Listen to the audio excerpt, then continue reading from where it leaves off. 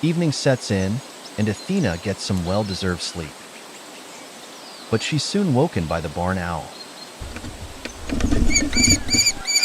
She sees off the threat and returns to the chicks. She really is a formidable mother, but she must be tired now.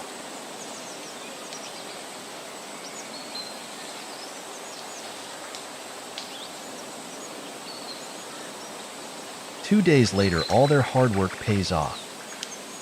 Athena reveals the fifth and final chick.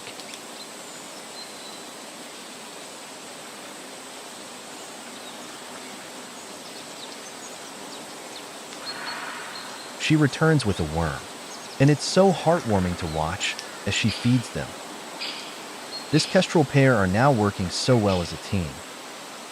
Athena is such a caring mother, and she defends the chicks fiercely.